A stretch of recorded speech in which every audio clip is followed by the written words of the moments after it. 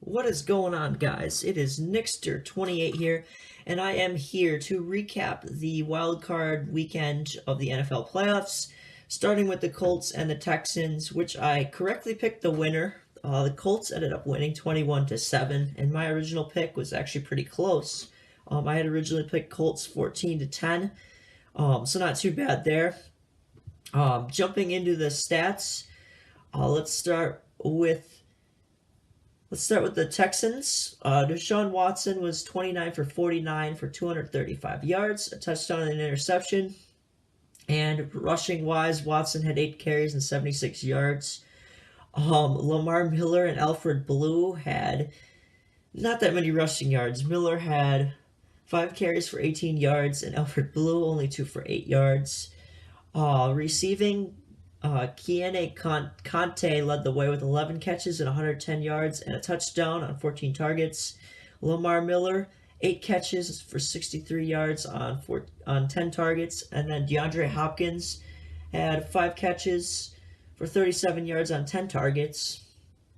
Defensively, Brandon Dunn had an interception and a ball batted down. J.J. Watt had 2 balls batted down, 2 tackles, and a tackle for loss. Tyrann Mathieu, the Honey Badger, led the team in tackles with 8, which is never a good sign. And then Clowney, which isn't a good sign because usually that means the other team is throwing the ball down the field. So yeah.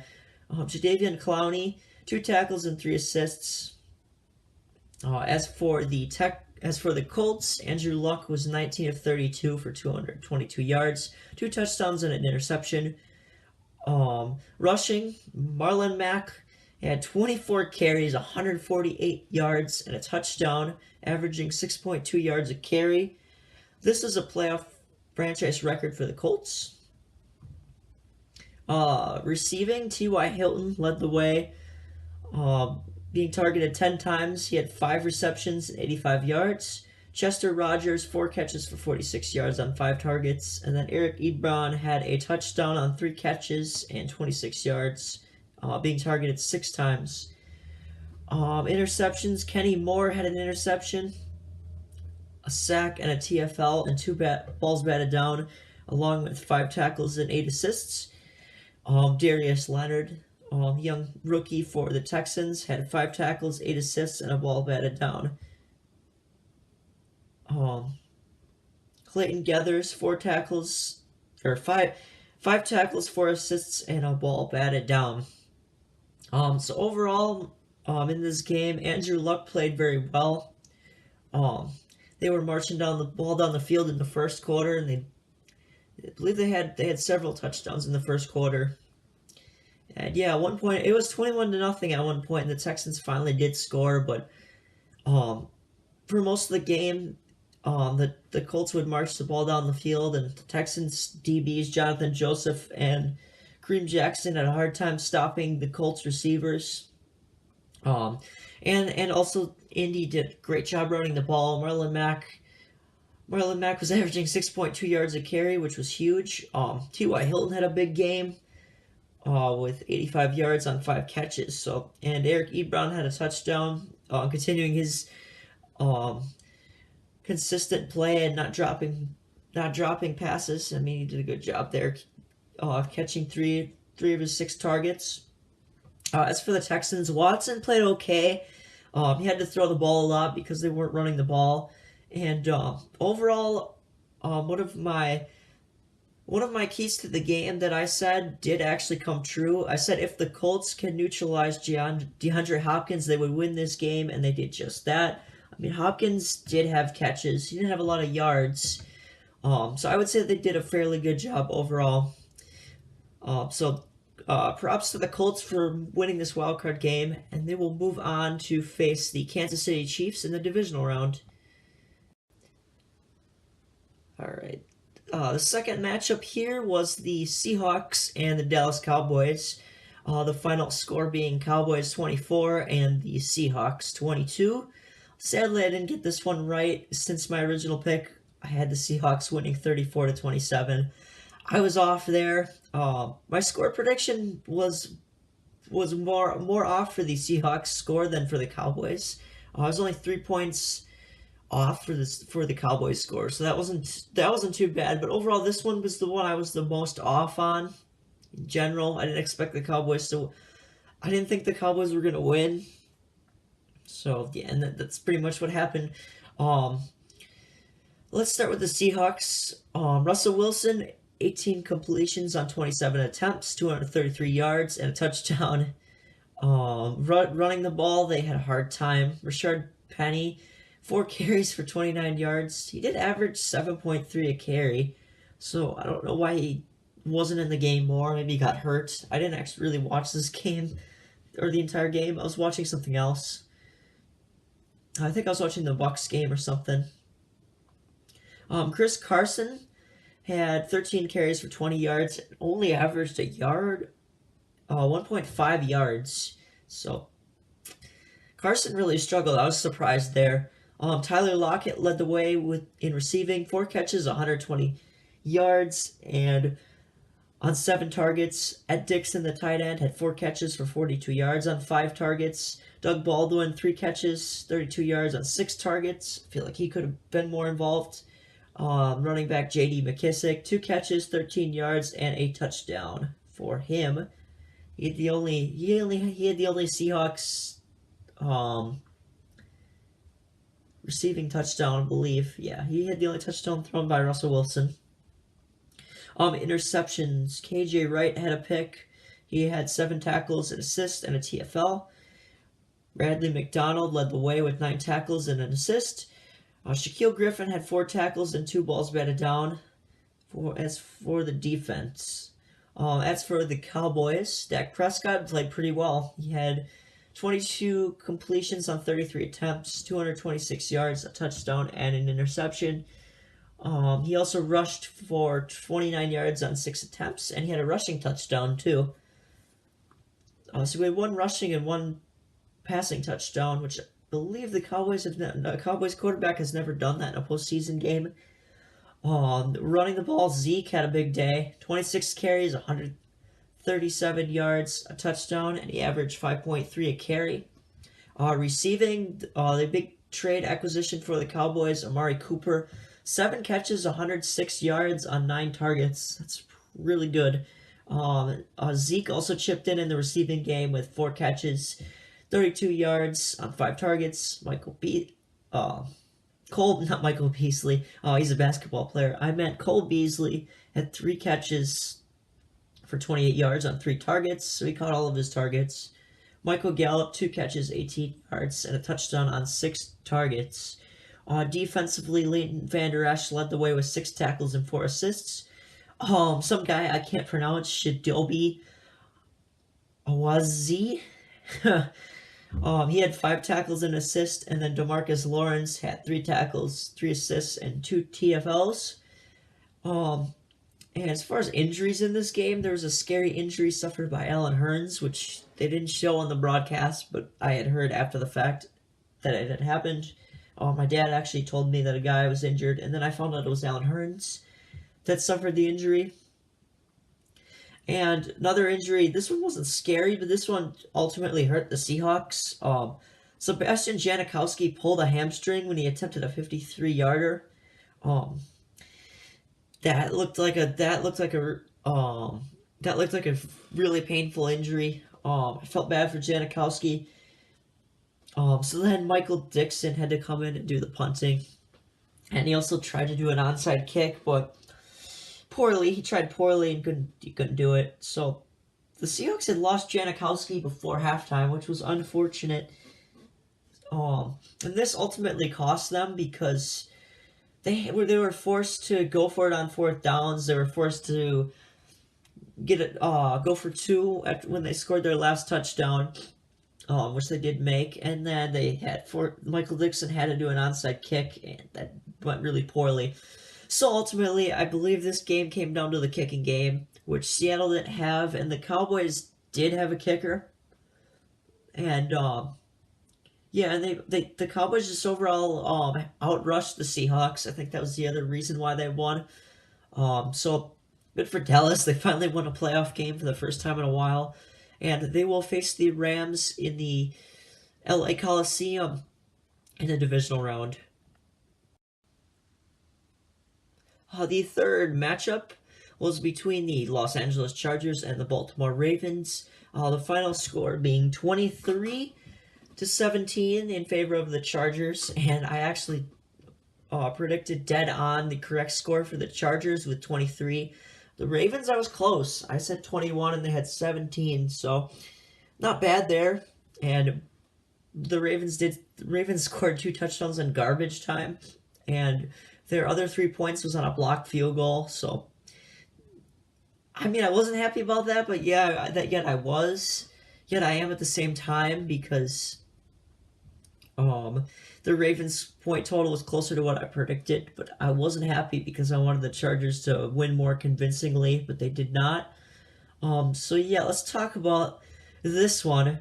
So to start this off, I just want to say that the Ravens really struggled on offense. When I get to the Chargers' defensive stats, you'll see why. But a lot of the yards the Ravens got were in the fourth quarter in the last 5 minutes, because they were trying to come back, and they unsuccessfully did. But they had negative yards in the first half, so that's just a testament to how great the LA defense was in this game. They just stifled the running game and the passing game. So yeah, let's go into the stats. Lamar Jackson, 14 for 29, 194 yards, 2 touchdowns, and then an INT. Like I said, a lot of that coming in the last 5 minutes. And Jackson did manage to rush for 54 yards on 9 carries. Gus Edwards was the leading rusher. 8 carries, 23 yards, average 2.9. So really couldn't get much going on the ground. Receiving, Michael Crabtree had 2 catches, 38 yards, both being touchdowns, and he was targeted 4 times overall. Kenneth Dixon, the running back, had 3 catches, 53 yards on 3 targets. Willie Snead had 3 catches for 50 yards on 6 targets. As for fumbles, Lamar Jackson fumbled 3 times, 2 of those being recovered by the offense, and he lost 1. And then Kenneth Dixon also lost a fumble. So the Ravens really had a hard time keeping control of the ball in this game. I mean, they turned it over 3 times, so that was pretty rough. Eric Weddle and Jimmy Smith led the team in tackles with 7. And then Eric Weddle also had a TFL.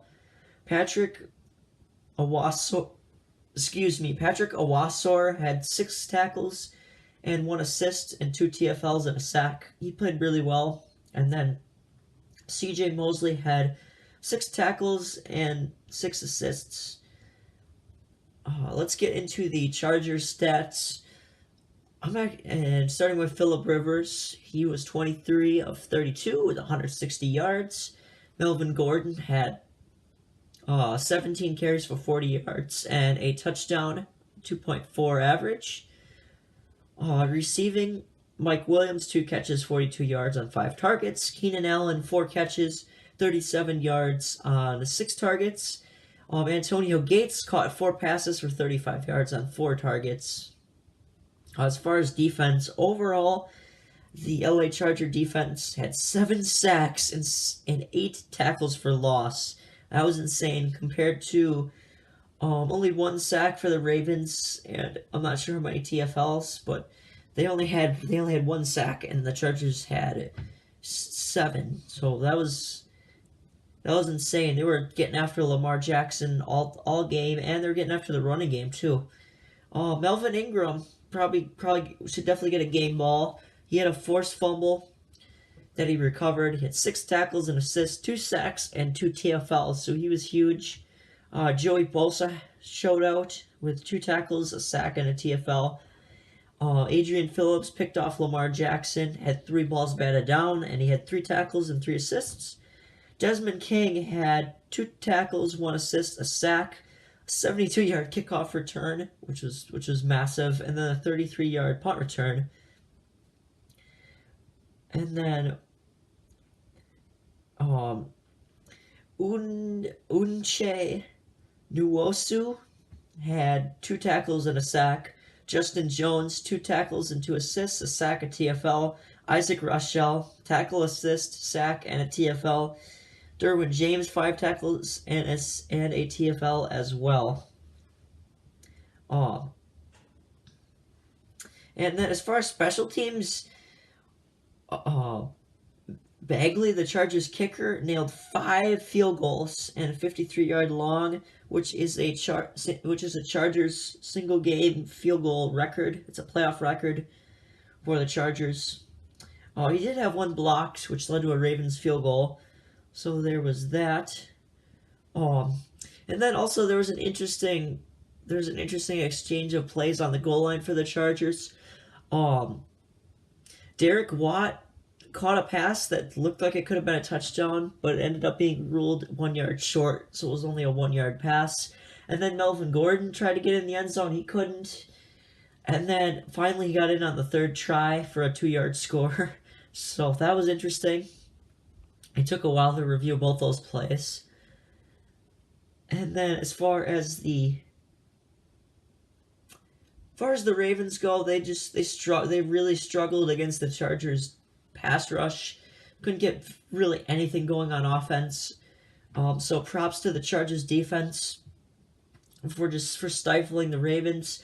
The Ravens themselves played solid defense early on, like in the first quarter, but the Chargers figured it out and they were able to kick field goals and eventually get a touchdown. So yeah, I definitely would give the game ball to Melvin Ingram and Bagley. They both had huge games. So yeah, the Chargers win. They move on to take on the Patriots in Foxborough during the divisional round.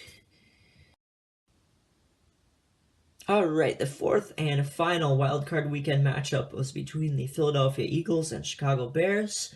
Final score being Eagles 16, Bears 15. Got this wrong again. A lot of people probably picked this one wrong because they thought the Eagles didn't stand much of a chance, much like last year. But then they went on to win the Super Bowl, so I guess you never know in the playoffs. So yeah, my prediction was the Bears 28, Eagles 17. I was off. Close with the Eagles score, but off with the Bears. I was only 1 point off for the Eagles score, but Bears, I was a bit off. So yeah, let's get into the stats. I will start with the Philadelphia Eagles. Nick Foles, 25 completions on 40 attempts, 266 yards, 2 touchdowns, and 2 interceptions. So not a great game for Foles, but he did just enough, I would say. I think he could have played better, but he did just enough to put his team in a position to win.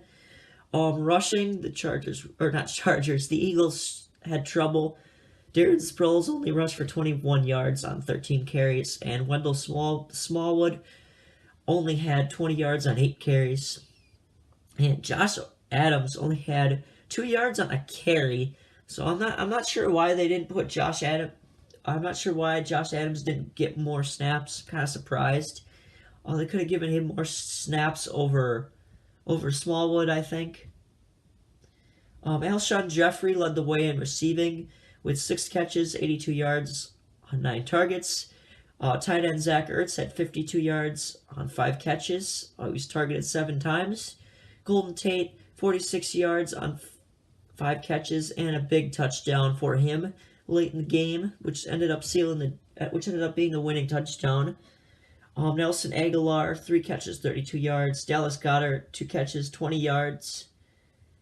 And he also had a touchdown as well. Defensively, Avonte Maddox and Cravion LeBlanc played very well in the secondary for the Eagles. I thought they played great coverage. And tackle-wise, Maddox had 5 tackles and he batted down 3 balls, so nice job there. Maddox had 3 tackles and a ball batted down. Rasul Douglas led the way with 8 tackles. Nigel Bradham had 7, he played well. Corey Graham had 5 tackles. Malcolm Jenkins had 5. Michael Bennett had 3 tackles, a sack, and 2 TFLs. And Michael Bennett also had a stupid penalty, which I'd rather not talk about. Tim Jernigan had a tackle, a sack, and a TFL. As for the Bears, Trubisky, 26 completions on 43 attempts, 303 yards, and a touchdown. Thought he outplayed Nick Foles. If you look at the stats he did, if you would watch the game, you could tell that he outplayed Nick Foles. Jordan Howard, 10 carries, 35 yards, 3.5 average. Not bad. I think he could have gotten maybe 5 more carries in this game. Tariq Cohen only had 1 carry in the game, which is surprising. And he also had a key 35-yard attempt. Not attempt, key 35-yard kickoff return, which set up a potential game-winning field goal, which I will get to. Receiving, Allen Robinson balled out. He had 10 receptions, 143 yards, and a touchdown. Huge game for him. Like I said, Taylor Gabriel had 4 catches for 37 yards on 9 targets.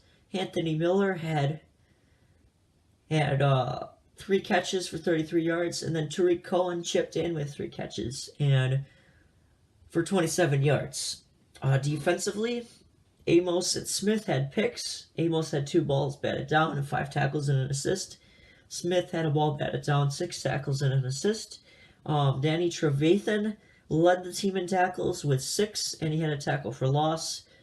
Khalil Mack had 5 tackles and an assist and a tackle for loss.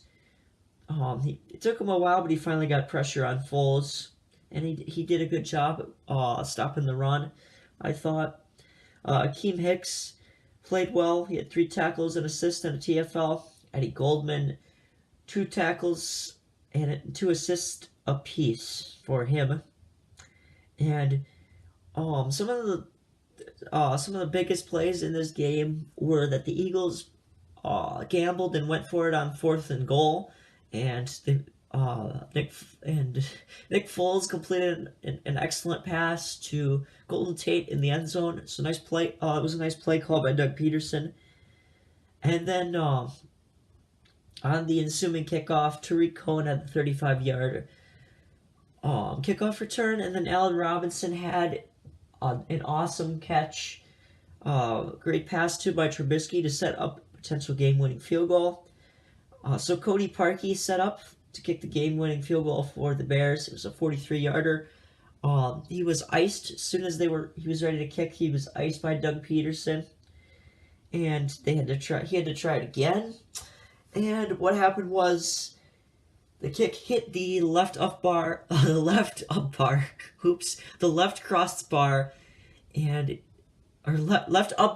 and then hit the crossbar. Right after it hit the upright, it bounced off of the crossbar. It could have bounced up and over it, but it bounced back and hit the field of play, and the kick was no good. Most people are blaming Parkey and Parkey only for missing this kick, but it wasn't. It was one of the main reason why this kick was missed. Was not just because Parkey has ridiculous accuracy at hitting the goalpost, but the kick was actually partially blocked by an Eagles player, Trevion Hester. Because of that, he saved the Eagles season, and he bit the Bears in the ass. So that's unfortunate. The Eagles got a miracle win, 16-15, and they will be moving on to take on the New Orleans Saints in the Superdome in the divisional round. So that'll about wrap up this wild card weekend. Recap. Hope you guys all enjoyed the video, and I'll see you all in my next video. Bye, guys.